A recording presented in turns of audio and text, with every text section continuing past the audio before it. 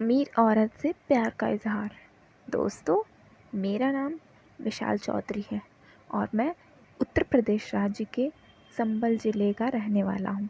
यह बात तब की है जब मैं अपनी पढ़ाई पूरी करके अपने घर पर आ रहा था और घर वालों का मेरे ऊपर नौकरी करने का बहुत दबाव था। एक दिन घर पापा ने मुझे बहुत कहा सुनी हुई, जिससे मैं गुस्सा होके घर छोड़कर दिल्ली चला गया। वहाँ पर 2 दिन में मेरे सारे पैसे ख़त्म हो गए और मुझे पैसे चाहिए थे। इसीलिए जब मुझे कोई नौकरी नहीं मिली तो मैं निराश होकर अगले दिन सुबह मज़दूरों के साथ खड़ा हो गया, जिससे मुझे भी थोड़ा काम मिल जाए और कुछ पैसे भी।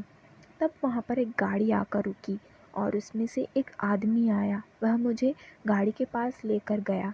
गाड़ी का शीशा उतरा और उसमें से एक औरत की आवाज़ आई कि उन्हें कुछ काम कराना है और गाड़ी में बैठने को बोला। मैं चुपचाप गाड़ी में बैठ गया।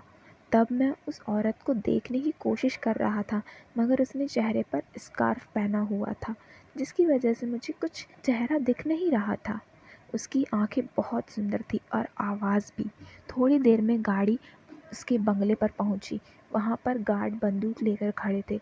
उन्हें देखकर और घर को देखकर मुझे वो औरत बहुत अमीर लगी और पहुँच वाली लग रही थी। मगर मेरे दिल में एक बात थी जो मुझे परेशान कर रही थी कि आखिर इतनी भी बड़ी शख्सियत रखने वाली औरत एक मज़दूर के लिए खुद क्यों आई। लेकिन जो भी हो, मुझे तो सिर्फ काम से मतलब था और पिछले एक दिन से भूखा होने के कारण मुझे भूख भी लगी थी।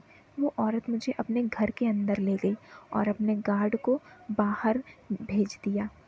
उसने मुझसे कहा, कुछ देर बैठो, मैं तुम्हें काम बाद में बता दूंगी, और अपने नौकर से मेरे लिए कुछ नाश्ते के लिए कह गई। थोड़ी देर बाद नौकर बहुत सारे ड्राई फ्रूट्स और दूध लेकर आया। मैं भूखा होने के कारण जल्दी से वो सब चट कर गया और थोड़ी देर बाद इंतज़ार करने लगा। इंतज़ार करने के बाद जब कोई नहीं आया तो मेरी भी आँख लग गई। लगभग दोपहर के 2 बजे मैडम आई और उन्होंने मुझे उठाया। मैंने देखा कि वहाँ पर और कोई नहीं है और सामने टेबल पर स्कॉच और कुछ ड्राई फ्रूट्स रखे हैं। मैंने मैडम से सॉरी कहा और काम के बारे में पूछने लगा कि मुझे क्या काम करना है। मैडम ने हंसने लगी और मुझसे कहा, तुम क्या करते हो? वो फट से बोल पड़ी कि कुछ ऐसा वैसा काम तो नहीं करते हो ना? मुझे तुम्हें खुश करना तुम्हें मुझे खुश करना है, और अगर तुम नाकाम हुए तो तुम्हें एक भी पैसा नहीं मिलेगा। मैडम से मैं मना करने लगा कि मैं यह सब नहीं कर सकता, मुझे यहाँ से जाना है।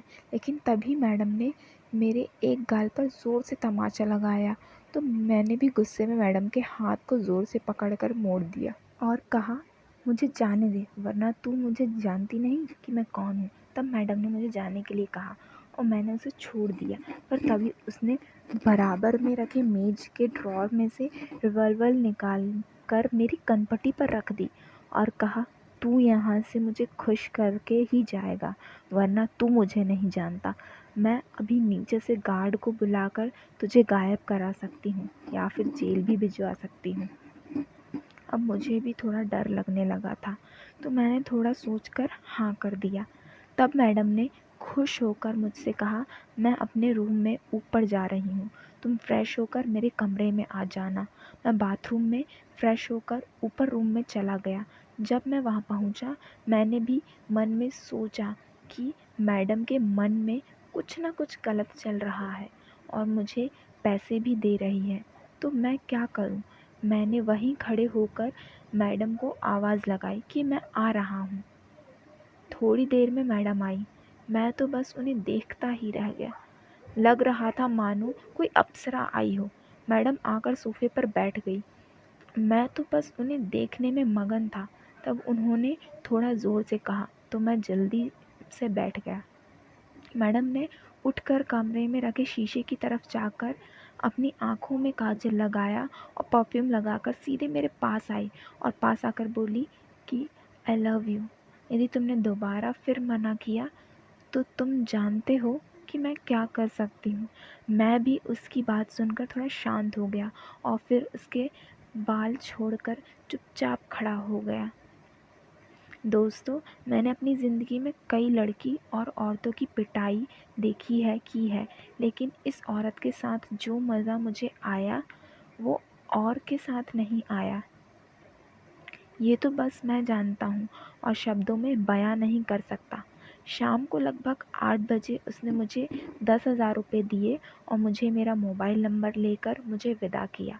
उसके बाद लगभग उसने 2 साल तक मेरे साथ प्यार किया और कई बार तो उसने अपनी कई सखियों को भी मेरा नंबर देकर मुझसे मिलवाया था। तो दोस्तों, आप सभी को ये स्टोरी कैसी लगी? अच्छी लगी तो मुझे पेटीएम करके मेरे हौसले को बढ़ाएं और फिर वीडियो को लाइक करें, शेयर करें, कमेंट करके बताएं कि आपको मेरी स्टोरी की कौन सी लिंक लीनें पसंद आई हैं। और तुरंत मेरे इस चैनल को सब्सक्राइब करना बिल्कुल नहीं भूलें और साइड में एक बेल को भी दबा दें। चलो चलती हूँ, मिलूँगी अगली स्टोरी में। तब तक के लिए बाय।